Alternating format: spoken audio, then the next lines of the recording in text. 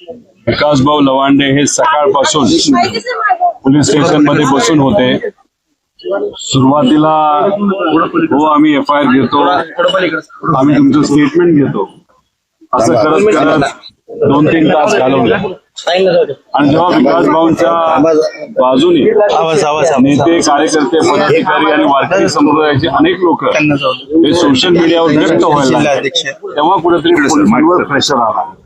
आणि मग आम्ही सगळे इथं आल्यानंतर DCP साहेबांशी आम्ही बोलत होतो, FIR झालेला आहे, पण जे कलम टाकायला पाहिजे होते ते कलम टाकण्यात आलेले नाही। आमचं असं मत होतं की 109 अटेम्प्ट टू मर्डर हे कलम असावं, कारण का विकास भाऊंना तो जो व्हिडिओ काढलाय 40-50 सेकंडचा, त्याच्या आधी 2 जणांनी बंदूक, पिस्तूल घेऊन त्यांना धमकावलं होतं।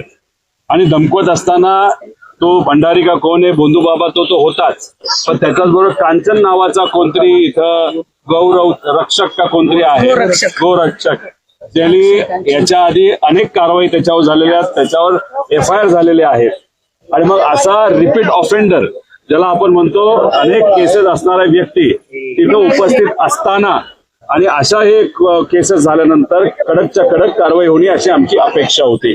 पण दुर्दैव असं 109 कलमाच्या अंतर्गत त्यांनी तिथं आमचा FIR घेतला नाही। मग त्यांनी आम्हाला सांगितलं की 2 दिवसामध्ये कारवाई झालेली तुम्हाला दिसेल, त्यांना ताब्यात घेतलेलं दिसेल, गाड्या ताब्यात घेतलेल्या दिसतील, त्यांच्या घरी जाऊन त्यांच्याकडे पिस्तूल होता नव्हता हे सगळं त्या ठिकाणी बघितलं जाईल। 2 दिवस तरी आम्हाला द्या असं पोलिसांनी सांगितलं। पोलीस वर्दीवर आम्ही नक्कीच त्या वर्दीचा आदर करतो। आम्ही म्हणालो की ठीक आहे, आम्हाला लिखित द्या, आम्ही तुम्हाला लिखित देतो, 2 दिवसात आम्ही काही ना काहीतरी करू। आणि जर नाही झालं तर मग विकास भाऊंनी आधीच तिथं निर्णय घेतला होता की इथं मी आंदोलन करणार, हे आंदोलन करणार जोपर्यंत जो भंडारी बोंधू बाबा, बोंधू महाराज जो आहे त्याला ताब्यात घेत नाही तोपर्यंत मी इथं बसून राहणार।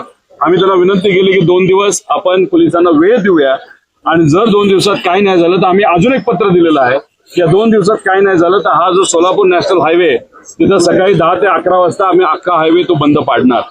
आता हे दोन्ही पत्र आता देऊन झालेले आहेत, या बाबतीत ते काय करतात हे बघू।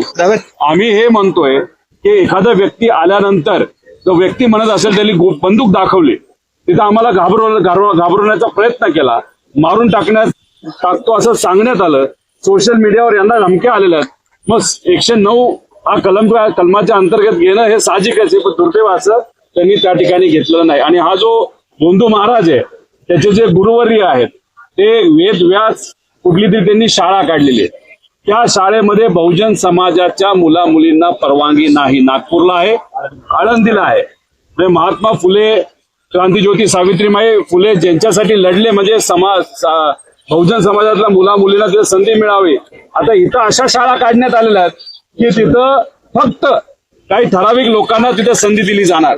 आता हे काही संतांच्या विचाराचे आहेत का? शिव्या देणं हे संतांच्या विचारात आहेत का? छत्रपती शिवाजी महाराजांचं नाव घेतो हा बोंधू महाराज, मला त्याला सांगायचं, जेव्हा तो बागेश्वर महाराजांबद्दल बोलला होता, तुकोबारायांबद्दल बोलला होता, माऊली महाराजांबद्दल बोलला होता, तू काय केलं तेव्हा? आता हे कोण नितेश राणे बोलतात, आता बरं बोलायला चुरू जमतंय। जेव्हा महाराजांबद्दल बोललं गेलं होतं, डॉक्टर बाबासाहेब आंबेडकरांबद्दल बोललं गेलं होतं, महात्मा फुलेंबद्दल बोललं गेलं होतं, कर्मवीर भाऊराव अण्णांबद्दल बोललं गेलं होतं, तुकोबारायांबद्दल बोललं गेलं होतं, आपल्या ज्ञानेश्वर माऊलींबद्दल बोललं गेलं होतं, तेव्हा हा चुरू बोलणारा मंत्री कसा बिळात जाऊन बसला होता का? कारण का यांना जोपर्यंत वरून भाजपच्या प्रमुख महाराष्ट्राच्या नेत्यांकडनं आदेश येत नाही तोपर्यंत हे बोलत नाही। यांना विचारच कुठे? कपडे बदलल्यासारखे विचार बदलतात आणि पार्टी बदलतात।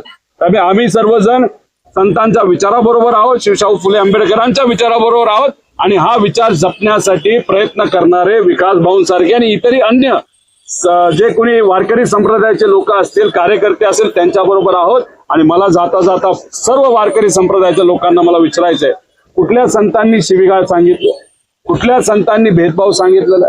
कुठल्या संतांनी जेव्हा सामान्य लोकांवर अन्याय होतो, शेतकरीपासून कष्टकरी महिलांवर गप्प बसण्यासाठी सांगितलेलं? संतांनी नेहमी सांगितलं माणुसकी जपा, माणुसकी आपण जपतोय। त्यामुळे हे घुसखोर जे आहेत, जे मनुवाद पुढे घेऊन चाललेले आहेत, महिलांच्या प्रती कुठेतरी अनादर करणारे ही लोक, यांच्या विरोधात आमचा लढा असाच कायम त्या ठिकाणी लढा चालू आहे. दादा तुम्ही कलम काय लावले, तुम्ही आता भेटले? याच्यामध्ये बरेच कलम टाकण्यात आलेले आहेत. त्याच्यामध्ये आपण जर बघितले 127 आहे, 189 आहे, 191 आहे, 190 आहे, 115 आहे, 351 आहे, 352 आहे. पण 109 म्हणजे अटेम्प्ट टू मर्डर हा जो प्रमुख आहे तो विषय, तो खरं तर तो कलम लावण्याची जरूरत होती. तो कलम का, समजा उद्या जात असताना जिथं सीसीटीव्ही नाही, एखादी महिला असेल, एखादा व्यक्ती असेल, सीसीटीव्ही नसताना तिथं जर धमकावलं, बंदूक दाखवली, चाकू दाखवला आणि मग तो माणूस पोलीस स्टेशनला आला तर पोलीस वाले म्हणतील व्हिडिओ कुठे, कसला पुरावा द्यायचा आहे? अरे माणूस आहे, महाराष्ट्राचा देशाचा नागरिक आहे, बोलतो तुम्ही मान्य करा, तपास करा. तपास केल्यानंतर जर काय नाही सापडलं तर वेगळा विषय. आणि पण तपास करण्यासाठी कलम लावणं पण महत्वाचं आहे ना. दादा सदावरतीवरती काही पेक झाले, तिथल्या मनसे कार्यकर्त्यांना तात्काळ सगळे पोलीस कारवाई करते आणि 3 तासापासून इथे बसलाय, मात्र ही कारवाई होत नाही, असा भेदाभेद होतो. हे जे सदावर्ते ना, ते हे जे लोक आहेत जे बहुजन समाजाचे आहेत, त्यांचा वापर भाजपचे प्रमुख नेते करतात. त्यांना पुढं केलं जातं आणि पुढे करून जाऊन दुसऱ्या बहुजन समाजाच्या नेत्यांवर खालच्या लेवलला जाऊन बोललं जातं. हे त्यांचं काम आहे आणि या कामासाठी त्यांना मोबदला मिळतो. कोणाला पद मिळतं, कोणाला पैसे मिळतात, कोणाला कुठलं दुसरं काहीतरी मिळतं. त्यामुळे दुर्दैव असं की बहुजन समाजाच्या लोकांना अशा पद्धतीने वापरलं जात असतं. त्या नेत्यांना लाज सुद्धा वाटत नाही, हे दुर्दैव आहे. आणि हा भेदभाव जो आहे तो आहे ना. आता मी साताऱ्यातून आलेलो आहे. 9 महिन्यापूर्वी एका मुलीवर अत्याचार झाला, 7 वर्षाचा. तिच्या डोक्यात दगड घालून तिला मारलं गेलं. त्याच्या आधी 2-3 महिन्याआधी एक मुलगी ही बेपत्ता झाली. तिची आई, गरीब आई, पोलीस स्टेशनला त्या ठिकाणी गेली. पोलिसांना म्हणलं माझी मुलगी बेपत्ता आहे. पोलीस म्हणतात काही बोलतेस का, कुठेही तपास नाही झाला. 2 महिन्यानंतर तिची बॉडी सापडली, तेव्हा अत्याचार झाला, मर्डर केला. आता एक गरीबाची अशी परिस्थिती असेल, मग पोलीस कायदा आणि पोलीस श्रीमंतासाठी, नेत्यांच्या पोरांसाठी, नेत्यांसाठी आहे का असा, आणि ते सुद्धा सत्ताधारी, असं आपल्याला समजावं लागेल.